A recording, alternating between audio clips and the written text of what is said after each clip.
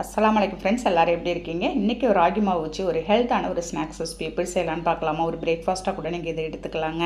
அதுக்கு ஒரு பேனில் ஒரு 3 ஸ்பூன் நல்லெண்ணெய் சேர்த்துட்டு, ஒரு 1/2 ஸ்பூன் கடுகுளுத்த பருப்பு, 1 ஸ்பூன் கடலைப்பருப்பு சேர்த்து நல்லா பொரிஞ்சதும் கருவேப்பிலை சேர்த்துக்கலாம். ஒரு 1/2 கப்பு வெங்காயமும் ஒரு 2 பச்சை மிளகாயும் நறுக்கி சேர்த்துட்டு 50% நல்லா வதங்கினதும் 1 கப்பு ஃபுல்லாக முருங்கைக்கீரை சேர்த்து கலர் மாறாத இருக்கும்போதே துருவிய தேங்காய் ஒரு 1/2 கப்பு சேர்த்து அதையும் மிக்ஸ் பண்ணி விட்டுடலாம்.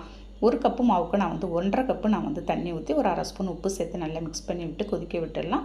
ஒரு கொதி வந்ததும் 1 கப்பு மாவு எடுத்து கொஞ்சம் கொஞ்சமாக சேர்த்து நம்ம மிக்ஸ் பண்ணி விட்டுடலாங்க. உங்களுக்கு கட்டிகள் எதுவுமே படக்கூடாது. நம்ம மிக்ஸ் பண்ண உங்களுக்கு சூப்பரான ஒரு கன்சிஸ்டன்சிக்கு நல்லா கட்டிகள் இல்லாத நமக்கு வந்துடும் பாருங்கள்.